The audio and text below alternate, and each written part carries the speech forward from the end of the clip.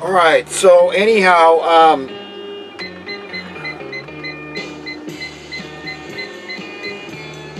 to continue about this, I understand the passion people have and the anger, the self-righteous indignation that we feel toward these people. And I've been watching this thing for a long time. We had a coup back in 1963. This is what people need to call the JFK assassination. This was a coup by the money printing class, okay? Because of the power of money. We all have to admit that Satan would be utterly neutered, rendered impotent, okay? Ineffectual if we didn't have money, if it couldn't be taken advantage of. And that's the paradigm we live in. So when I hear communists and socialists condemn capitalism, they're right, but they're not condemning the kind of capitalism that's in my mind. I'm thinking of Adam Smith capitalism or John Maynard Keynes, where it's about, currency trajectory with Keynes, the cash flow, It doesn't matter how much money. I'm not talking about money printing. I'm just saying about keeping it in circulation because people feel secure. Okay, that it's not hard to get. It's there. If there's plenty of stuff, there's no reason why the stuff shouldn't be accessible to everybody, since everybody is humanity, and it was humanity that made stuff. Okay, it's accumulated over the ages. All our forefathers and parents are dead now that started this ball rolling, this technological bowl, the industrial age. All this stuff, okay? No man can take credit for it. It belongs to all of us. And the earth belongs to all of us because it belongs to God, and we belong to God, and we're equally loved, okay? So, that's how we need to feel about one another. Equally loved, okay? That's it. God loves everybody the same, and we ought to love everyone the same. Jesus said, love your enemies, so we should love our enemies. We should do these things. But we can't get dragged into the muck and mire of condemning and judging people. We don't have to do it. You understand? Who wants to do it? We don't need to do it. The pen is mightier than the sword, the spoken word. Just confronting these people and exposing them. This is it, man. This is why I say history is not cyclical, okay? It is linear, because what happens is knowledge builds on itself. Education, wisdom, learning, all these things has a snowball effect, and that's a one-way trip, man. It just keeps building and building until you reach these crescendos where you get these changes of the age like Jesus talked about. When we're entering, these people can't do it anymore. These black hats can't do it. They've been exposed. We know how dirty the operators they are. They're ruthless. They're bloodthirsty. They're monsters. I get it. But let God do the judging. Maybe they really believe what they're doing.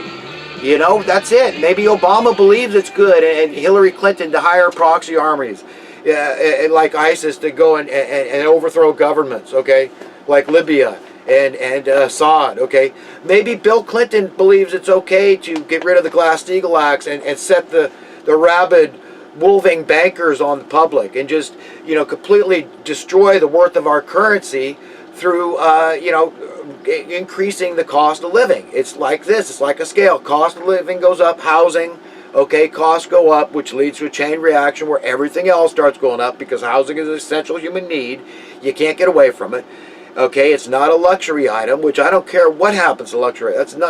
That's where, crony capitalism can work. If you want to play games with crony, do it with the luxury items, not with the essential human needs.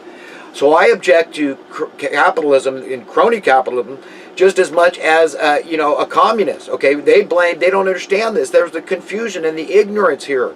But capitalists have to admit, all we've had is crony capitalism. And how is that okay? Crony capitalism is not okay. Okay, it's not. It's fascism. Okay, that's why it's bad. So just make sure whenever you start talking about free market supply and demand, man, you make sure that the communists and socialists out there understand where you're coming from. That crony capitalism is fascism, and it's just as bad as any kind of totalitarian, authoritarian communism or socialism. Okay, understand, to help people understand, look, if you're going to play this game of Robin Hood where it sounds so ethical and moral and everything, to take from the haves and give the have, make sure you take from that have the most, okay, that are really hoarding the wealth, like the Rothschild class, the money printing class. If we're going to have people pay for it and make them pay, let's make the people that can afford to have all the numbers and are hoarding all those numbers. Not your next door neighbor who is probably poor or middle class, working class. That's why I'm against socialism. It doesn't work, and that's who's being targeted now. Okay, that's why I'm against communism. You can't force people to do stuff. I am for freedom, full freedom. I'm not going to oppress anybody, and I wish nobody out there would oppress me. But as long as I'm born beholden, as is everybody else, to these money masters, I'm not free from birth. In order to know freedom, you got to be free from birth, man. You need a whole nother paradigm. This paradigm blows, man. It's stupid. It's stupid. It's an unreality that's been crammed down my throat, your throat, and everybody else's throat. The reality I'm talking about is where you're born free. That's it. You don't owe anybody anything. When you go out there and serve your fellow man, you do it of your own free will and accord on your terms. At will. That's it. No other human being has a right to tell you. We're all equal. We're all sinners. We're all equal. No man is, but that's the way we should live our lives. Okay? So, you know, that's that. And if somebody does something really heinous and somebody like Moses comes along and kills you for it, so be it. Let the chips fall where they may. You know, I'm not, it's just, that's the way it is. That's a reality. We need reality, and we've been trained to believe this is reality. We all compromise. This is where dishonesty comes in. When it's of our own self-interest, we tend to want to rationalize.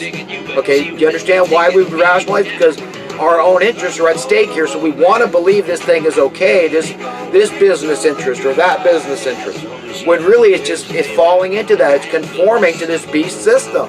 This satanic beast system, this wholly monetary-based unreality. The only reason capitalism should be used and money used at all is as a means to an end, to total freedom. Total freedom, where your currency becomes worth so much due to progress that nobody even cares about it anymore. It's rendered irrelevant. Save Satan, nobody cares about. Rendered, it doesn't have any power. We're all fabulously wealthy, so no man has any more power or control than another man. And that's a reality we could have. I know, you know, what's in the news and the peripheral. I wanted to talk briefly about, you know, current events. You know, I just heard there was 4 children killed by this guy. He was releasing pesticides in his house and or under his house, and he wetted them down, and the gases created by wetting down this pesticide killed his children, 4 children.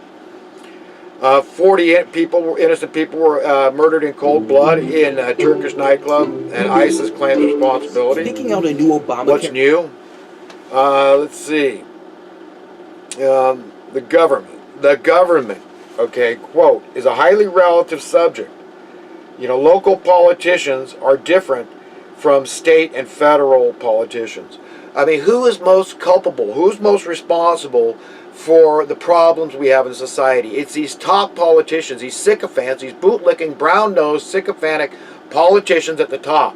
The kind that don't give a crap what happens to your cost of living.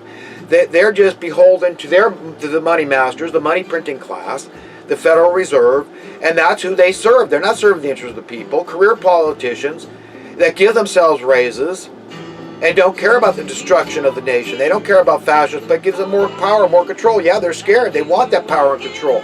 That's why people keep doing the jobs they're doing. Okay, they're scared.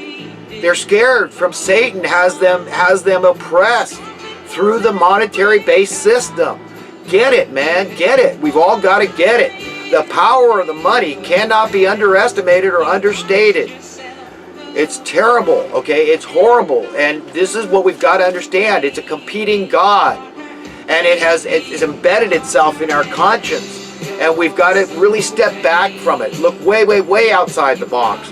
And understand that we can have full prosperity and full freedom and full security and peace and contentment and harmony on earth only when we're done with this thing. Okay? We've got to get away from it. We don't need it. It's a way to trick us.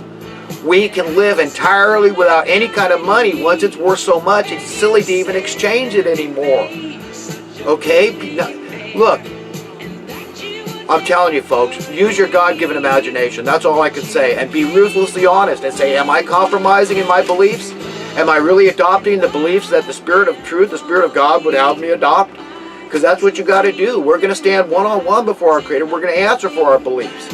And they better be able to hold water. It's like Jesus saying, talking about the house, and you build a foundation on the rock and it stays, it's stable. But if you build it in this sink, the shifting sands, it's not stable. You've got to know the things, why you believe the things you do, why you're ready to die for those things, why you wouldn't sell your soul or your integrity, your honor. Understand the power of the invisible and how real it is. That God is real, and we can call on God, and we can know that, the good guy is going to win this thing. Good is stronger than bad, and scientifically you can prove that the light is stronger than the darkness. When the light enters the room, the darkness flees. So there's science behind these truths. So know for sure that the good guy is going to win, and none of us need to go over the top like Alex and just start, I don't even remember the subject matter of the video because I was just so appalled. He gets into all this cussing and cursing. It's unnecessary. You don't need to use those words to make your point. And I'm just worried that it was something the mainstream media said that kind of, seeped into his mind, that he thinks that it's smart to do this, but the guy is obviously a genius. I mean, he's a legend worldwide, a media legend. Okay, that's a matter of fact. And he's very much one of a kind, and I admire, respect him very much. I'd have a very hard time working for him, though. And if we did, and if we became friends and close, I tell you, we'd probably end up in a fist fight. And sometimes that's what it takes to get through to some guys. It doesn't mean I would win. It doesn't matter who wins. It's just that, I do know that I had a friend that, I got into a fight with once, and he attacked me, and I grabbed him in a headlock and slammed his head in the concrete. To this day, that guy, we're best friends to this day. I'd give that guy his shirt off my back, and I've known him since I was 10, 11 years old, okay? Right when my family moved back from Europe, and I was living in Felton, where his family's got roots way back in the town of Felton in the Santa Cruz Mountains there. But, Jeff, and he's just a great guy. He invites me down to Santa Cruz. Hey, you need a surfboard or whatever. And you know what? I almost wish he had kicked my butt. I don't care.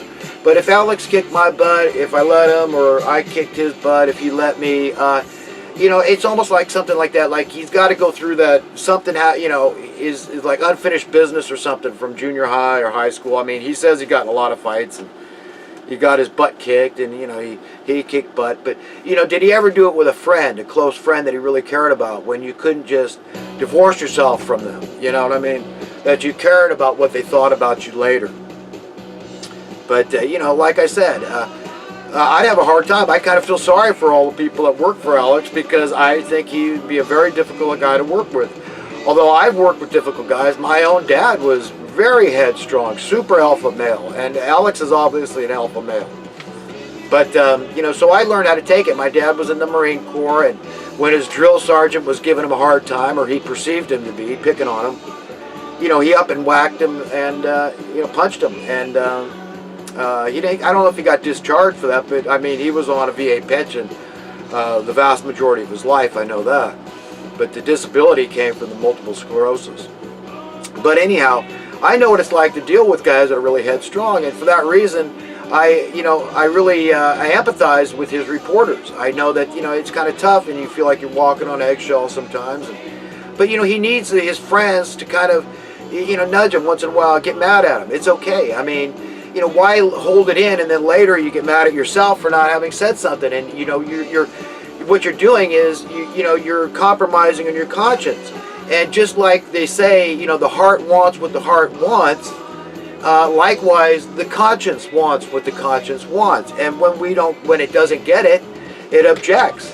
And that's what's going on here, is that, our conscience does object. And we've all got to understand, the important nature of helping each other, okay, and caring. And this is why loving your enemy comes in, because, if you learn how to correct somebody close to you in a tactful manner, that helps you, that gives you wherewithal to correct somebody that's you really perceive them to be just completely vile, completely evil, totally lying, knowing they're lying, knowing that these are evil geniuses maybe. We can't condemn them anyhow. We don't know. That's up to God to do that. But you got to get close and correct them and expose them. That's good. That's biblical, but it doesn't say to condemn them. Make sure that the water coming from the stream of our mouth is not both bitter and fresh. It's got to be one or the other. And of course, we're told to choose fresh.